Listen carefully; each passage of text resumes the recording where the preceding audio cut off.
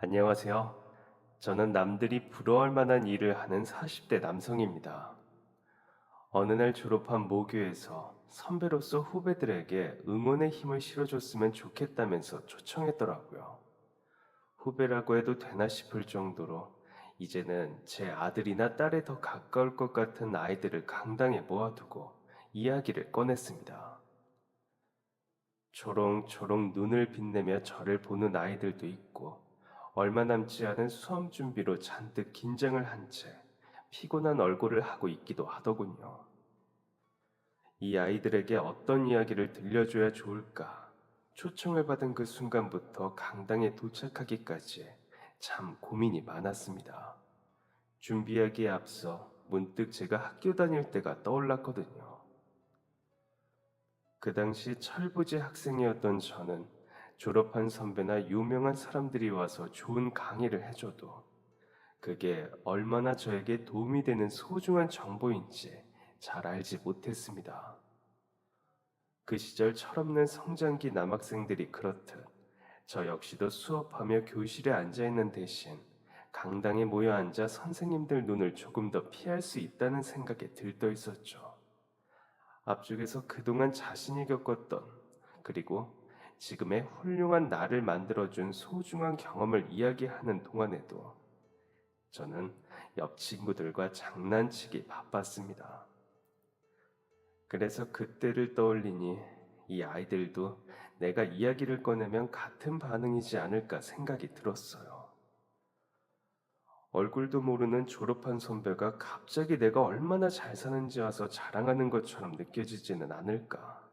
그래서 이 나이 때에 내가 알았으면 좋았을 만한 이야기들을 아무리 해도 결국은 속이에 경일 듯 흘러가 버리지는 않을까 생각이 들었죠. 그래서 몇 날 며칠을 정말 많이 고민했습니다. 아이들의 집중력을 높이고 또 지금 그 나이 때에 후회하지 않고 보낼 수 있는 이야기를 해주고 싶었거든요. 그리고 지금부터 제가 하려던 이야기 역시 제가 아이들에게 해주고 싶었던 내용과 비슷합니다. 아이들이 아니라 제 이야기를 들은 누구든 용기와 희망을 얻었으면 좋겠거든요. 먼 친척분의 소개를 받아 만나게 된 어머니와 아버지는 우연한 만남은 아니었지만 서로에게 호감을 느꼈어요. 방직 공장에서 일을 하던 어머니와 어릴 때부터 경운기를 몰아 어른이 되자마자 굴삭기와 포크레인 자격증을 따서 공사장에서 근무하던 아버지는 언뜻 보면 어울리지 않는 것 같으면서도 또 공통점이 꽤 많았다고 해요. 결혼을 전제로 만난 두 분은 20살 중반에, 지금으로 보면 대학에 다니는 어린 나이 두 사람은 결혼하며 부부가 되었어요. 그 당시에는 20살 초반에도 결혼하는 분들이 많았다고 해요. 특히 여자분들은 결혼을 일찍 하는 편이었죠. 첫눈에 반한 건 아니었지만 첫 만남에서 이 사람 괜찮네 생각이 들어 두 번, 세 번 만나봤다고 해요. 불타는 사랑은 아니지만 서로가 잘 맞는 짝이라는 느낌에 결혼을 전제로 진지하게 사귀기 시작했죠.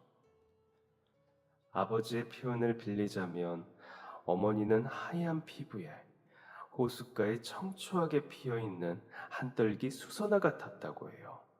이유는 모르겠지만 보고 있으면 자꾸 지켜주고 싶었다고 하더라고요. 생각만 해도 가슴이 뛰거나 심장이 아파서 밤잠을 못 이루는 건 아니지만 그 사람이 힘들거나 아프지 않았으면 하는 바람. 그것도 사랑이구나 싶었죠. 마침내 2살 터울의 두 분은 어느 봄날 사람들의 축하를 받으며 결혼했어요. 그리고 3년 후 또다시 어느 봄날 기쁜 소식도 함께 찾아왔어요. 바로 두 분에게 아이가 찾아온 거죠. 3년 동안 아이가 생기지 않아 걱정과 근심이 크던 두 사람은 마침내 찾아온 아기 천사의 기쁨을 감출 수 없었어요. 원래부터 몸이 약했던 어머니는 임신 후 부쩍 더 힘들어했다고 해요. 빈혈로 어지럼증이 심해지고 입덧이 심해서 남들은 임신하면 살이 찐다고 하는데 어머니는 날이 갈수록 오히려 말라갔어요. 병원에서는 편하게 쉬고 식사도 잘 챙기라고 했지만 크게 도움이 되지는 않았어요. 일도 그만둔 채 집에서 쉬고만 있는데도 체력은 날이 갈수록 떨어졌거든요. 그래도 몇 달만 더 버티면 아이가 나오니까 그 후에는 괜찮겠지 하면서 버텼어요. 그렇게 꼬박 10달을 뱃속에서 어머니를 고생시킨 제가 마침내 겨울의 끝자락에 세상에 태어났어요. 아이가 나오려는 신호를 보고 아버지는 어머니를 차에 태워 급하게 근처 조산원으로 뛰어갔죠. 병원 침대에 누워 고통스럽게 신음하는 어머니를 보면서 아버지는 제발 아이도 안 해도 무사하기를 간절히 바랬어요. 아버지가 할 수 있는 것은 그저 기도뿐이었죠. 하지만 평소에 기도하지 않았던 아버지를 하늘이 괘씸하게 여겼나 봐요. 고통스럽게 신음하던 어머니가 갑자기 조용해지면서 의사 선생님과 간호사님들은 오히려 분주해지기 시작했어요. 급하게 원장님까지 호출해서 뛰어오셨다고 해요. 간호사분은 어머니가 정신을 잃어 아이를 급하게 제왕절개해야 할 것 같다며 수술 동의서를 작성하라고 했어요. 충격적인 소식에 아버지는 울면서 수술 동의서를 작성했고, 제발 우리 아내 건강하게 나을 수 있도록 해달라고 의료진이 보일 때마다 붙잡고 애원했어요. 급하게 제왕절개로 제가 태어났지만 어머니에게는 심정지가 왔어요. 의료진들은 온 힘을 다해 심장이 멈춘 어머니를 살리려고 애썼지만 결국 다시 눈을 뜨지 못하고 그대로 세상을 떠났죠. 수술실에서부터 제 우렁찬 울음만 들려올 뿐이었어요. 수술실에서 나온 의사와 간호사들은 식은땀을 흘리며 입구만 바라보고 있던 아버지에게 아내가 세상을 떠났다는 소식을 전해주었죠. 사람들은 가끔 이런 말을 하더라고요. 세상은 매일 누군가 죽고 태어난다고. 우리가 의식하지 못하지만 출생과 죽음은 매일 같이 일어난다고요. 그렇구나 하면서 고개를 끄덕이며 한기로 흘려버리는 사람들도 있겠지만 저는 그럴 수가 없었어요. 그 말을 떠올릴 때마다 너무 제 이야기 같았거든요. 제가 태어난 날 어머니는 돌아가셨으니까요. 어릴 때는 그 사실이 너무 싫어 제 생일이 다가올 때마다 도망치고 싶었어요. 생일이 어머니의 기일이라면 어떨 것 같나요? 나 때문에 어머니가 돌아가셨다고 생각하면 때때로 제 존재 자체가 싫어지기도 하더라고요. 그래서 한동안은 제 생일이 세상에서 제일 싫었어요. 거의 성인이 될 때까지 한 번도 기쁘게 생일을 맞아본 적이 없었어요. 생일이 다가올 때면 특히나 아버지에게 죄인이 된 기분이었거든요. 아버지는 아무렇지 않은 척 했지만 왠지 제가 미울 것 같더라고요. 내가 만약 아버지라면 아내를 해치고 태어난 아들이 너무 미울 것 같았죠. 그래서였을까? 아버지와의 사이는 어딘가 늘 대면대면했어요. 아버지가 저를 미워하거나 안 좋게 대한 것도 아닌데 우리 사이에는 어디에 있는지 모를 벽이 세워진 느낌이었죠. 아버지는 엄마 없이 아들을 어떻게 키워야 할지 막막했을 것이고 저 역시 어머니의 부재가 제 잘못인 것 같아 먼저 다가갈 수가 없었죠. 지금이야 아버지가 얼마나 저를 아껴주고 깊이 생각하셨는지 이해할 수 있지만 그때는 알지 못했어요. 어떤 사건이나 일 없이 그저 막연하게 제가 아버지로부터 멀어지려 했을 뿐이죠. 아버지도 부모는 처음이라 그런 아들을 어떻게 대해야 할지 몰랐고요. 조금씩 철이 들기 시작했던 것은 고등학생 때였어요. 어느 날 학교 건물에 갑자기 문제가 생겨서 수업이 예정이 없이 일찍 끝나 집으로 오게 되었죠. 제가 오는 소리를 듣지 못했는지 아버지는 방에서 혼자 무언가를 중얼중얼 하고 있더라고요. 전화 통화라도 하는 건가 싶어서 지나가려는데 처음 듣는 아버지의 울음 섞인 목소리가 들려왔어요. 내가 잘못 들었나 싶은 생각에 열린 문틈으로 귀를 가까이 붙였더니 역시나 아까 들은 게 잘못이 아니었는지 울고 있는 목소리가 들려오더라고요. 여보, 여보, 내가 잘하고 있는 걸까? 우리 아들 괜찮은 걸까? 당신이 있었다면 달랐을 텐데, 난 모르겠어. 당신이 없는 자리 느끼지 못하도록 더 좋은 부모가 되어주고 싶었는데, 집에 돌아오면 녀석은 인사만 하고 방에 들어가 있고, 쉬는 날에도 나도 애꿎은 텔레비전만 보다가 자리를 피해버려. 우리 사이가 더 가까워질 수 있을까? 내가 좋은 부모 노릇을 하고 있을까? 이대로면 저 녀석 성인이 되고 나면 서로 연락도 안 하고 지내지는 않을까? 아니, 그런 건 다 괜찮아. 그런데 그냥 그냥 내가 혼자 미련하게 아이를 키운 게 쟤를 위한 선택이었는지는 모르겠어. 엄마의 빈자리를 어떻게든 채워주어야 했던 건 아닐까? 아니면 처음부터 내가 키우지 않았어야 하는 건 아닐까? 장모님이랑 장인어른이 데려가겠다고 했을 때 고집 부리지 않았어야 했나 모르겠어. 좋은 부모가 되고 싶었는데 나 잘하고 있는 걸까? 당신이 있었다면, 그랬다면 이 모든 게 달랐을 텐데. 아버지의 눈물 섞인 이야기를 들으니 갑자기 머리를 한 대 쿵 하고 맞은 것 같더라고요. 나 혼자 괜히 멀어지려 하고 어머니 대신 태어난 불효자라고 생각했지만 아버지의 마음은 그러지 않았다는 것을 그때 똑똑히 알게 된 거죠. 아버지에게 나는 어머니를 떠나게 하고 세상에 태어난 아이가 아니라 아내 대신 남은 유일한 가족이었구나, 하나뿐인 아들이었구나 생각이 들었어요. 정신이 번쩍 차려졌어요. 아내가 세상을 떠나고 가장 힘든 건 아버지였을 텐데 그동안 나만 생각하며 괴로워했구나 싶어서 죄송한 마음도 들더라고요.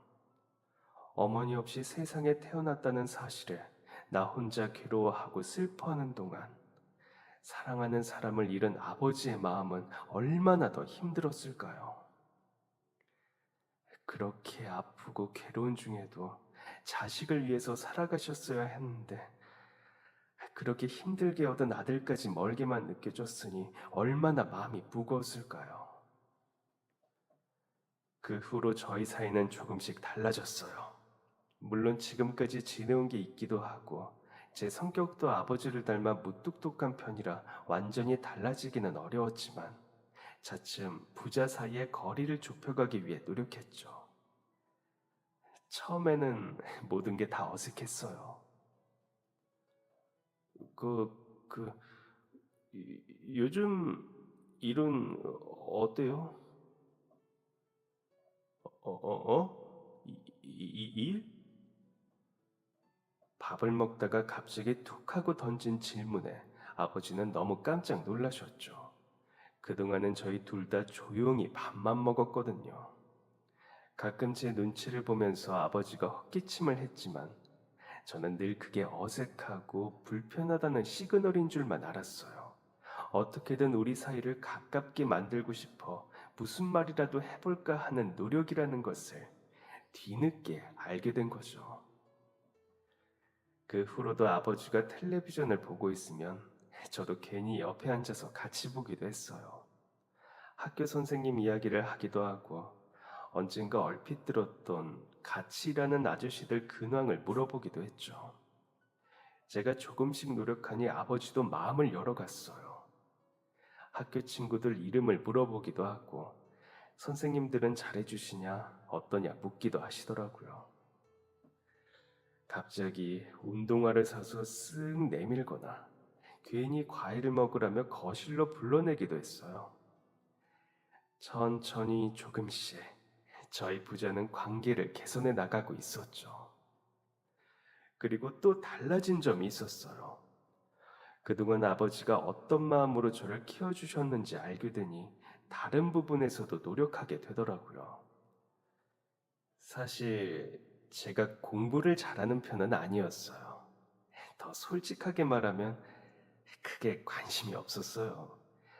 그냥 나도 졸업하고 아버지처럼 포크레인 자격증을 따서 공사 현장에서 일을 해야지 하는 막연한 생각뿐이었죠. 미래에 대한 계획도 꿈도 없었어요. 그런데 아버지의 마음을 알고 나니 그렇게 살아서는 안 되겠다 싶더라고요. 이렇게 열심히 애를 써서 저를 키워주셨는데 지금까지 아버지가 해온 노력에 어울리는 아들이 되어야겠다 싶었어요. 돈 많이 벌어서 훌륭한 사람 되어서 누가 봐도 자랑스러운 아들이 돼야지. 세상 사람들 누구를 만나도 와, 어떻게 아들을 저렇게 잘 키우셨어요. 정말 대단하시네요. 소리를 들을 수 있게 해드리고 싶었어요. 그래서 조금 늦기는 했지만 죽자 살자 공부했어요. 갑자기 공부를 시작하니 학교 친구들도 선생님들도 놀랐죠. 아버지에게만 의지하고 싶지 않아 틈틈이 아르바이트 하면서 독서실을 다녔어요. 지금까지 해주신 것도 너무 감사한데 괜히 공부한다고 돈을 더 달라고 하고 싶지 않았거든요. 아침마다 신문을 돌렸고 그 돈으로 독서실을 다니면서 문제집을 샀어요. 늦게 시작한 만큼 남들보다 더 노력해야 한다는 마음으로 학교가 끝나면 쏜살같이 독서실로 달려갔고 다른 학생들이 먼저 간 후에도 제일 늦게까지 남아 있었어요. 제가 너무 열심히 해서 그런지 어느 날 독서실 주인 아저씨가 와서는 도시락통 하나를 건네더라고요. 우리 아내가 싸준 김밥인데 난 아까 아는 사람 만나서 밖에서 밥을 먹고 왔거든. 애써 싸줬는데 그대로 가져가면 속상할 것 같아서. 아까 보니 학생 혼자 저녁 먹으러도 안 가던데 혹시 괜찮으면 이것 먹을래? 네? 사모님이 싸주신 건데 제가 먹어도 돼요? 그대로 가지고 가는 것보다 빈통 가져가는 게 우리 아내는 더 좋을 거야. 휴게실로 나가 통을 열어보니 그 안에는 고소한 참기름 향이 솔솔 나고 야채와 햄이 듬뿍 들어있는 두툼한 김밥들이 가지런히 들어있더라고요. 저는 감사하다고 인사를 하고 배가 고팠던 참이라 허겁지겁 김밥을 먹기 시작했어요. 아이고, 그러다 체하겠다. 잠깐 기다려봐. 아저씨는 휴게실 문 앞에 자판기에서 사이다를 하나 뽑아서 가져다 주셨어요. 감사하다고 사이다 값은 내일 드리겠다고 하니 됐다고 김밥 먹어주는 거로 퉁치자고 하시더라고요. 그러더니 저에게 왜 그렇게 공부를 열심히 하냐고 물어보시더라고요. 뭔가 꿈이나 목표가 있는 거야? 여기 다니는 친구 중에서 제일 열심히 하는 것 같던데. 그게 아직은 성적이 별로 안 좋아서 말하기 부끄럽긴 한데, 저 사법고시에 합격하고 싶거든요. 사법고시? 네, 사법고시 합격하면 변호사, 검사, 판사가 다 될 수 있다고 해서. 그러면 꿈이 판검사나 변호사야? 그렇기도 하고, 사실은 저희 아버지 때문이에요. 왜? 아버지가 판검사 아니면 안 된대? 그게 아니라 어머니가 저를 낳다가 돌아가셨어요. 그래서 저는 어머니 얼굴도 못 보고 자랐는데 예전엔 철이 없어서 제 생각만 하느라 나만 엄마 없어 불쌍하고 안타까운 사람이라고 생각했어요. 그런데 철이 좀 들고서 보니까 저만 힘든 게 아니더라고요. 아버지는 사랑하는 아내를 잃었으니까요. 그리고 남자 혼자 자식 키우느라 얼마나 고생했을지 생각해 보니까 그동안 내가 진짜 철이 없었구나 싶더라고요. 늦었을지도 모르지만 판검사처럼 남들이 다 부러워하는 사람이 되면 다들 아버지에게 자식 참 잘 키웠다, 부럽다고 할 것 같았고, 그리고 돈도 많이 벌고 여러모로 아버지한테 효도할 수 있는 방법일 것 같아서 결심하게 됐어요. 이야, 아직 고등학생 아니야? 벌써 그런 생각을, 진짜 효자네. 아니에요. 지금까지 너무 못난 아들이라 뒤늦게 노력하는 거죠. 에이, 이게 무슨 뒤늦게야. 부모님 돌아가시고 나서 후회하는 사람들도 많아. 그런데 벌써 부모님 생각해서 훌륭한 사람이 되겠다니. 정말 대단하네. 좋아, 기분이다. 내가 독서실 한 달 비용 공짜로 해줄게. 네? 진짜요? 우리 독서실에서 미래 판검사님이 나올지도 모르는데 나도 미리 잘해드려야지. 네가 판검사 되면 사람들이 저 독서실이 터가 좋나 하면서 막 달려올 거 아니야. 이것도 사업가 입장에서는 투자야. 대신 공부 열심히 해야 된다. 우리 판검사님 덕분에 나도 득보겠네. 아저씨는 호탕하게 웃으면서 독서실 비용을 한 달 동안 공짜로 주겠다고 했어요. 아르바이트하며 간신히 독서실 비용을 마련하고 있던 저에게는 정말 감사한 일이었죠. 그리고 그 후로도 아저씨는 저녁에 저에게 도시락을 가져다 주고는 했어요. 미래 판검사님을 위해서라고 하며 밥도 챙겨주고 간식도 주고는 했죠. 선배들이 안 쓰고 두고 간 문제집을 주기도 했고요. 그리고 한 달만 독서실 비용을 받지 않겠다던 아저씨는 다음 달도 그 다음 달에도 돈을 받지 않았어요. 나중에 사법고시에 합격하면 그때 더 크게 받겠다면서 제가 수능을 볼 때까지 독서실을 무료로 다닐 수 있게 해주셨죠. 그런 아저씨의 도움 덕분에 저는 더 공부에 매진할 수 있었어요.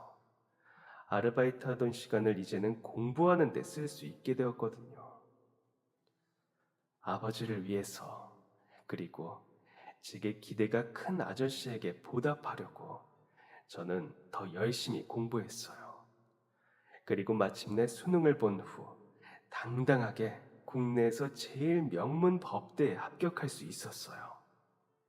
제가 이렇게까지 열심히 공부하는 줄 몰랐던 아버지는 법대에 합격했다는 소식을 듣고는 그 자리에서 엉덩이를 쿵 하고 부딪히며 주저앉았어요. 우리, 우리 아들이 법대를? 그것도 서울.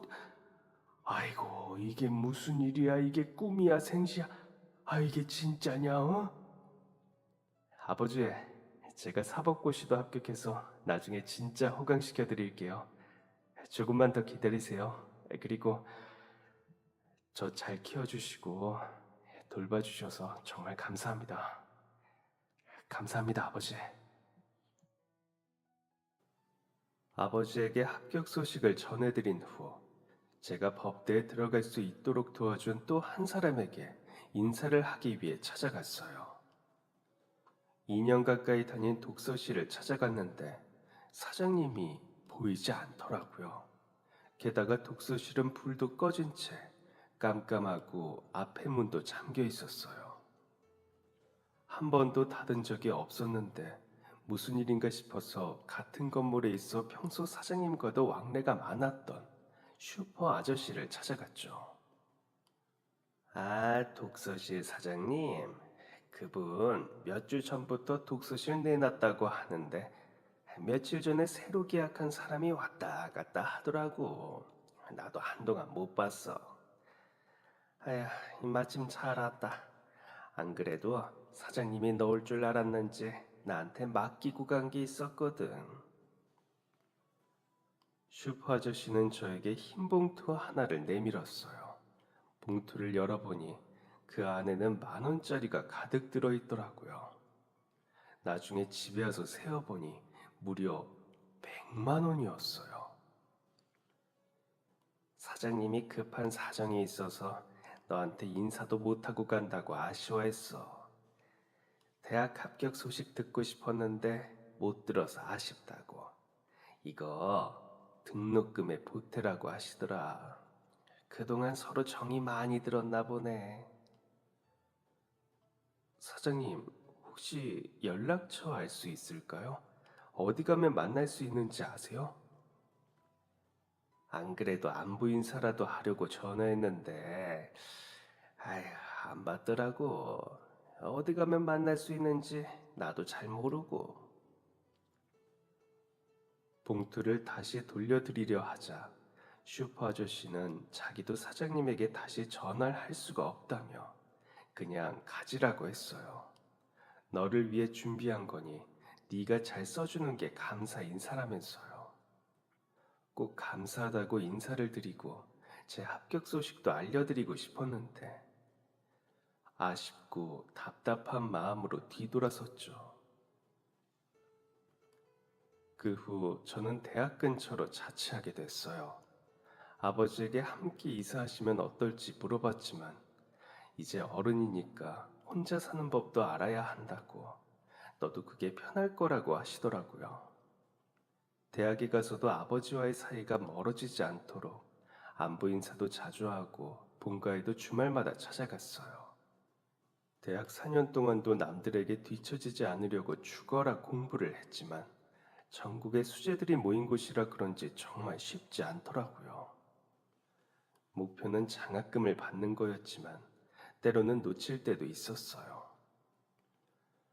공부하다 보니 어느새 시간이 훌쩍 가서 24살이 되었더라고요. 대학 졸업이 우선인 것 같아 미뤄두었던 입대를 이제 슬슬 해야 했죠. 마지막 학기를 남기고 입대를 결심했고 그 소식을 알리기 위해 본가를 찾았어요. 마침 아버지도 저에게 할 이야기가 있다고 하셨거든요. 그리고 터미널에서 내리니 아버지가 웬 여성분과 함께 마중을 나왔어요. 두 사람의 미묘한 기류에 저는 단번에 보통 사이가 아닌 것을 알 수 있었죠. 아유, 왔니? 인사해라. 이쪽은 이쪽은 그러니까 안녕하세요. 너무 갑자기라 조금 놀랐네요. 아버지 여자친구 분인가 봐요? 어머, 그렇게 티나요? 멀리서도 두 분 표정을 보니 한 번에 알겠던데요. 혼자 살게 된 아버지는 종종 근처 반찬 가게를 찾았어요. 아주머니는 그곳에서 일하던 분이라고 하더라고요.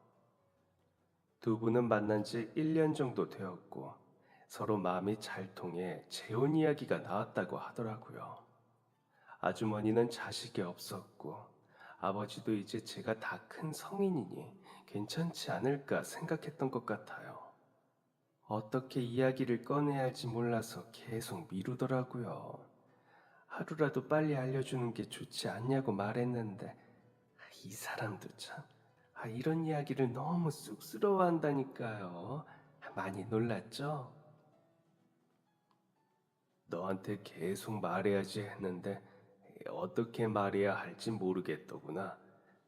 네가 어떻게 받아들일지도 모르고 그 혹시 싫어할 수도 있으니까. 너무 갑작스러워서 조금 놀라기는 했는데 괜찮아. 아버지도 참 이렇게 좋은 분이 계셨으면 진작 소개해 주시지. 저 이제 곧 입대하는데 얼마 뵙지도 못하겠네요. 솔직히 상상도 못했던 일이라 많이 놀랐어요. 아버지 성격이 워낙 무뚝뚝해서 누군가와 사랑에 빠지는 모습이 상상이 안 됐거든요. 제가 태어났을 때부터 지금까지 오랫동안 늘 혼자였기에 다른 사람을 만날 거라는 생각을 못하기도 했고요. 돌아가신 어머니 생각이 나기도 했지만 솔직히 20년을 넘게 혼자 지내신 아버지에게 오히려 새로운 인연이 나타났다는 게 다행인 것 같기도 했어요. 앞으로 제가 취직을 하고 결혼하고 저만의 가정을 꾸리게 되면 아버지가 혼자 계실 시간이 많아질 텐데 남은 긴 여생 동안 너무 쓸쓸하실 것 같다는 생각도 종종 했거든요. 그래서 차라리 잘 됐다 싶었어요. 두 분은 따로 결혼식 같은 것 없이 혼인신고 후 같이 살게 되었어요. 혼인신고 후 다 같이 식사하고 얼마 뒤 저는 입대를 했죠. 입대하는 날에도 아주머니는 아버지와 함께 훈련소 앞까지 저를 배웅해 주셨어요. 그리고 입대 후에도 면회 올 때마다 도시락이나 치킨, 피자를 바리바리 싸주셨더라고요. 혹시나 제가 불편하게 생각할까봐 같이 오지는 않으시는 것 같았어요. 같이 오셔도 저는 괜찮다고 말하고 싶었지만, 참 희한하게 저도 그 말이 차마 입에서 떨어지지 않더라고요. 언제 한번 같이 오세요. 몇 마디 안 되는 그 말이 왜 그렇게 입 밖으로 나오지 않는지. 머리로는 새어머니를 받아들인다 싶었지만 마음속은 여전히 문 하나가 굳게 닫혀 있는 듯 했어요. 그래도 두 분은 행복한 결혼 생활을 이어가는 것 같더라고요. 면회나 휴가 때 아버지를 뵈면 얼굴색이 전보다 훨씬 좋아진 것을 알 수 있었거든요. 옷도 예전보다 깔끔하게 입고 제가 독립한 후 한동안 살도 많이 빠지셨는데 새어머니 음식 솜씨가 좋아서 그런지 다시 체중도 늘어난 것 같았어요. 휴가 때 본가를 가면 아주머니가 아버지를 애정 있게 챙겨주는 모습을 보니 마음이 놓였어요. 아주머니도 남편분이 세상을 떠났다고 했어요. 자세한 이야기는 들을 수 없었지만 안 좋은 일로 이혼을 한 게 아니라 다행이다 싶더라고요. 전 남편이 저희 아버지를 쫓아오거나 아니면 큰 빚이 있거나 하는 문제는 없었으니까요. 저녁 후 저는 남은 학기를 서울에서 마치고 고시 준비도 그곳에서 이어서 하기로 했어요. 이제 본가는 아버지와 새어머니가 있으니 제가 들어가는 것도 좀 불편하게 느껴졌거든요. 제 성격이 그런 건지 모르겠지만 새어머니와 사이가 나쁘지 않은데 괜히 좀 어색하고 불편했어요. 자취방에서 생활하며 고시 공부를 시작했어요. 학교에서 4년 내내 법에 대해서 배웠는데 사법시험은 왜 이렇게 어려운지, 그동안 배운 건 다 어디로 갔는지 공부할 게 너무 많았어요. 그래서 어느 순간부터는 아버지와 새어머니에게 신경을 쓸 틈이 없더라고요. 하루 종일 공부를 이어갔고 매일 해도 늘 부족했어요. 두꺼운 책들을 아무리 읽어도 끝이 보이지 않았죠. 사법시험이 쉽지 않다는 이야기는 들었지만 제 예상보다 훨씬 어렵고 힘들었어요. 정말 솔직하게 말하면 중간에 잠깐 포기할까 싶은 생각도 들더라고요. 같은 졸업생 중에는 다른 대기업이나 학원 과외 선생으로 취업해서 벌써 돈을 버는 친구들도 있었어요. 그런 친구들을 볼 때마다 저도 모르게 마음이 흔들렸죠. 그래도 혼자서 저를 힘들게 키워준 아버지를 떠올리며 포기하고 싶은 마음을 다잡았어요. 그리고 남자가 칼을 뽑았으면 무라도 썰어야지 하는 마음으로 책을 펼쳐 들었죠. 내가 어떻게 여기까지 왔는데 공부하는 게 조금 힘들다고 포기할 수는 없죠. 빠르면 3년 안에 합격하기도 해요. 이유는 모르겠지만 저도 그럴 수 있지 않을까 생각했어요. 그런데 사법시험을 공부한 지 3년 차에 불합격 통보를 받았어요. 빠르면 3년이니까 그 다음에는 합격하겠지 싶었는데 만만해 콩떡이더라고요. 제가 그동안 사법시험을 너무 쉽게 생각했는지 또다시 불합격이었어요. 이미 시험에 낙방한 것만으로도 막막했는데 집에서 안 좋은 소식까지 들렸어요. 공부하느라 많이 바쁘지? 혹시 시간 나면 집에 좀 올 수 있을까?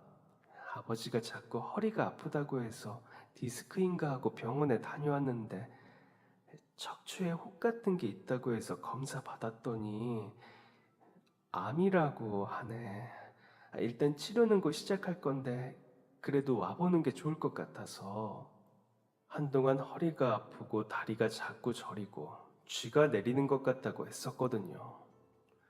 저는 공부하느라 미처 신경 쓰지 못해 병원에 가보라는 이야기만 계속했는데 심각하게 생각하지 않았던 게 후회됐어요. 급하게 본가로 내려가니 아버지는 괜찮다고 치료하면 된다고 애써 웃으시는데 그동안 얼마나 잘난 공부한다고 아버지가 이렇게 될 때까지 신경도 못 썼나 후회가 되기도 했어요. 괜찮아. 요즘은 치료도 많이 발전해서 의사도 상황 지켜보자고 하더라. 괜히 이런 데 신경 쓰지 마라. 중요한 공부하는데. 그깟 공부가 뭐가 중요하다고. 아버지 이 지경 될 때까지 아들놈이 몰라요. 죄송해요, 아버지. 그게 왜 안 중요해? 네가 거기까지 가려고 얼마나 많이 노력했는데. 나 좋자고 하는 게 아니라 너를 위해 하는 거야. 네가 지금까지 썼던 시간과 노력이 아깝잖니. 그리고 나는 우리 아들이 반드시 합격할 거라고 믿는다. 내가 제대로 키우지는 못했지만 우리 아들은 잘 자라주었거든. 이런 못난 아버지 밑에서도 이렇게 훌륭하게 자랐는데 그깟 사법고시쯤은 우습지. 아버지, 괜히 이 아버지 때문에 마음 흔들리지 마로. 너희 새엄마가 좋은 병원도 알아왔으니까 다니면 금방 괜찮아질 거야. 너는 네가 목표한 걸 이뤄야지. 네 꿈이잖니. 남자가 한번 칼을 뽑았으면 물을 썰어야지. 아버지는 애써 밝게 웃으시는 듯 했어요. 제 합격을 믿고 기다려주시고 계신다는 생각에 저는 더 노력해야겠다 마음을 다시 굳게 먹었죠. 그 사이 새어머니는 아버지의 병간호를 극진히 해주셨어요. 아픈 아버지를 대신해 반찬 가게에 저녁에는 백반집까지 다니면서 일을 하시면서 병원비와 제 생활비를 보내셨죠. 새어머니가 다르게 보이더라고요. 그냥 안정적인 노후를 위해 꾸준히 일할 수 있는 아버지와 재혼한 게 아닐지 하는 생각도 했었는데 이번 기회에 제 착각이었다는 것을 알게 됐어요. 잠도 제대로 못 주무시면서 일을 하고 공부한다는 친자식 대신 병간호까지 도맡으시는 것을 보고 내가 그동안 새어머니를 한참 잘못 생각했구나 싶었죠. 거기다 그동안 아버지가 보내주시는 줄 알았던 생활비까지 사실은 새어머니가 보냈다는 것을 알게 되었어요. 그렇게 바쁘면서도 틈틈이 반찬을 잔뜩 싸서 서울로 올라와 제 텅 빈 냉장고를 채워주기도 하셨죠. 그동안 새어머니에게 거리를 두었던 제가 또다시 부끄러워지더라고요. 저를 믿어주는 두 분을 위해서라도 꼭 시험에 합격해야겠다 싶었어요. 거듭되는 낙방에도 포기하지 않을 수 있었던 것은 저를 응원해주고 믿어주는 아버지와 새어머니 덕분이었죠. 오뚜기처럼 저는 쓰러져도 다시 일어났어요. 사법고시를 준비한 지 어느덧 9년 차. 결국 아버지는 제 합격을 보지 못하고 세상을 떠나셨어요. 마지막까지 제가 합격할 거라고 굳게 믿으면서요. 아버지가 떠나신 후에도 새어머니는 여전히 저를 뒷바라지했어요. 아버지가 돌아가시고 나면 저랑 인연도 끝이 날 거라고 생각했는데 아니더라고요. 반찬을 가득 싸서 버스를 타고 자취방 앞에 오신 새어머니를 보고 솔직히 눈물이 났어요.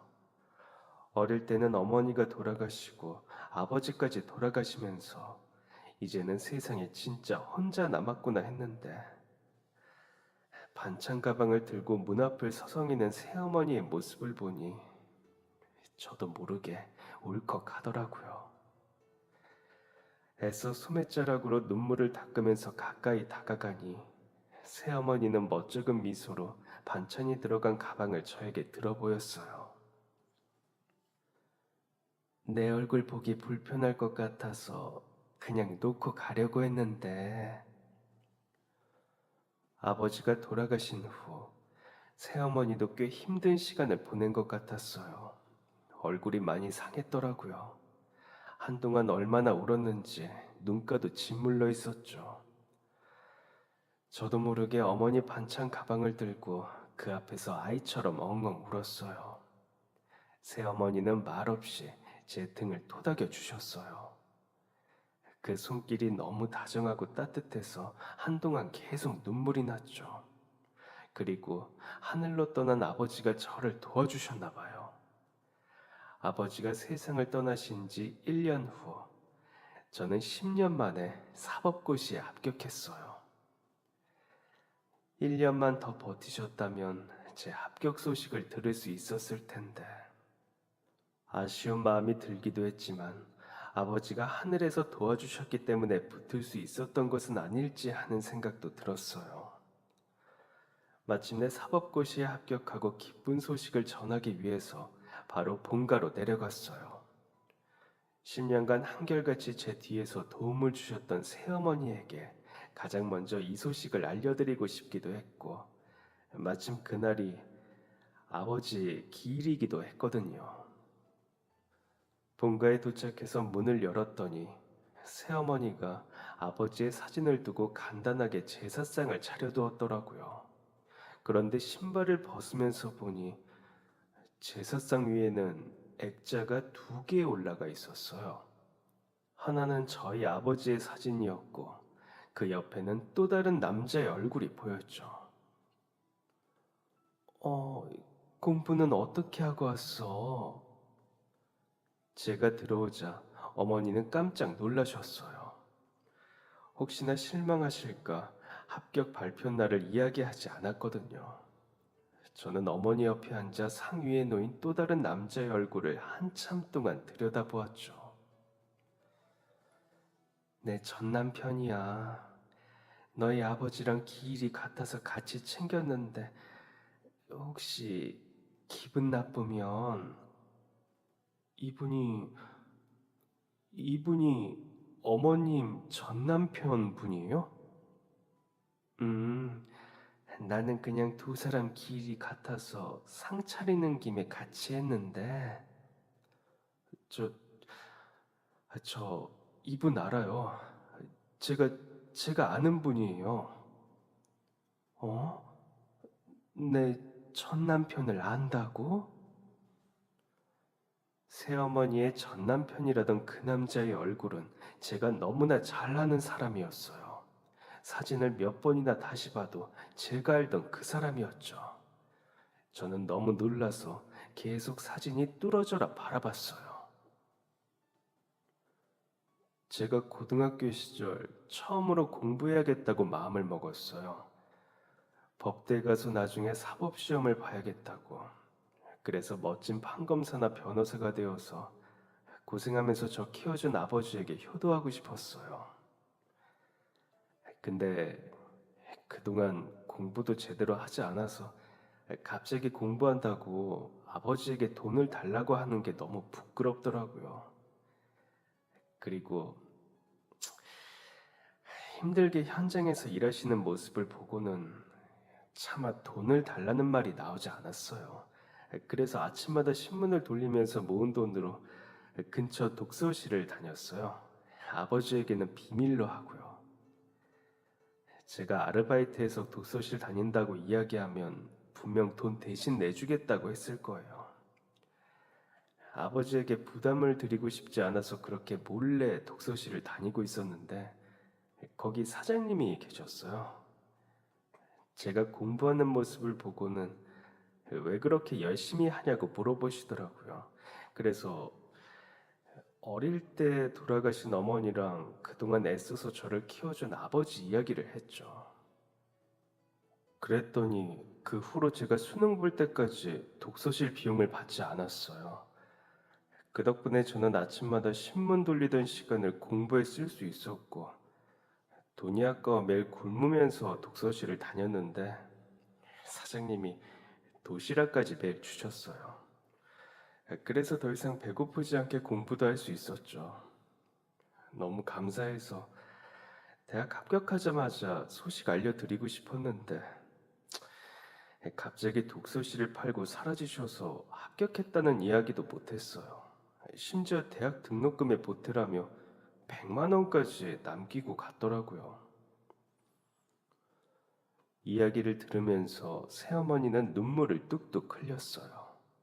그리고 제 이야기가 끝나자 소리내어 울기 시작하셨죠. 아이고, 네가 그때 그 애였구나. 아이고, 이렇게 나 이어주려고 했던 거예요? 자식 못 가지는 나한테 이렇게 훌륭한 아들 만들어주려고 그리 먼저 떠난 거예요? 아유, 이 못난 사람아. 새어머니는 아저씨의 사진을 보면서 한참을 울며 가슴을 탁탁 쳤어요. 내가 20살 어린 나이에 우리 첫 남편을 만났어. 나보다 10살이 많았는데 내가 부모님이 없어서 그런가 듬직하고 의지할 수 있는 모습이 참 좋더라고. 그래서 결혼을 했는데 항상 돈도 제대로 못 버는 못난 남자 만나서 젊은 시절 내내 고생한다고 미안해하고는 했어. 그러다가 돈을 좀 모으게 됐는데 동네에 독서실 자리가 하나 나왔다고 하더라고. 큰 마음 먹고 독서실을 이어받았는데 생각보다 학생들이 주변에 많아서 장사가 좀 되었지. 그런데 운영한 지 한 3년쯤 되었을 때인가 독서실에서 만난 학생 이야기를 하더라고. 어릴 때 어머니가 그 애를 낳다가 돌아가시면서 마음의 상처가 크다고.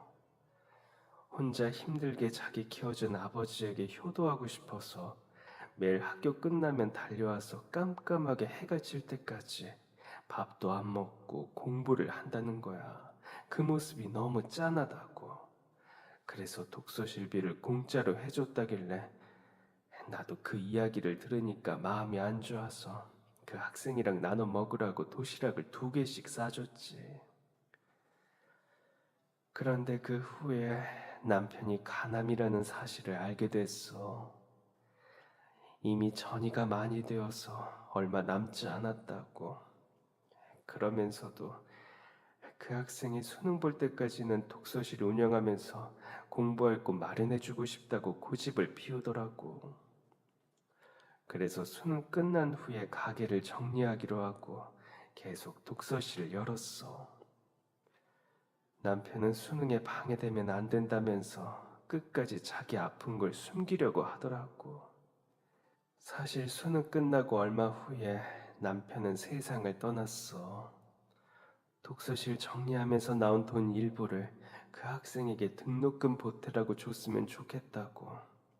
그 친구는 분명 자기가 원하는 곳 합격했을 거라고 하면서 그런데 내가 이름도 얼굴도 몰라서 남편 부탁이라고 같은 건물에 있던 슈퍼 사장님에게 맡겼지.